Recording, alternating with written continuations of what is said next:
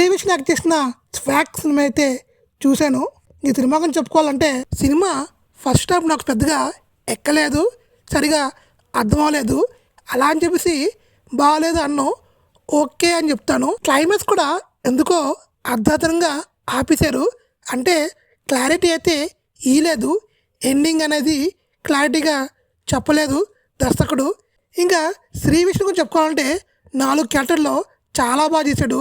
శ్రీ విష్ణు కామెడీయే one of the highlight అని చెప్పుకోవచ్చు సినిమాకి. శ్రీ విష్ణు అయితే ఇచ్చి పడేశాడు.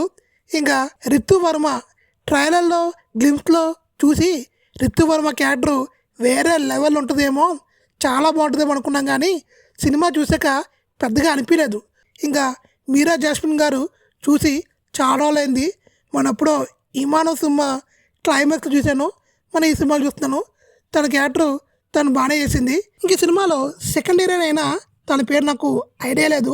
విశ్వార్ సినిమాలు ఉంటుంది కదా, తినే ఈ సినిమాలో చాలా అందంగా ఉంది, చాలా బాగుంది. తన స్మైలే వన్ ఆఫ్ ద ప్లేస్ అని చెప్పుకోవచ్చు. ఇంకా తను కూడా బాగానే చేసింది. ఇంకా సినిమాలో సాంగ్స్ అనేది అస్సలు ఎక్కవు, సాంగ్స్ కొంచెం మైనస్ అని చెప్పుకోవచ్చు. బీజిఎం అయితే అదిరిపోయింది.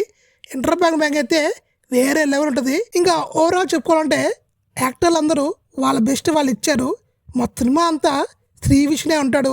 శ్రీ విష్ణే వన్ మ్యాన్ షో సినిమా అని చెప్పుకోవచ్చు. ఈ సినిమా కూడా హిట్ అయ్యే అవకాశం అయితే చాలా ఉంది.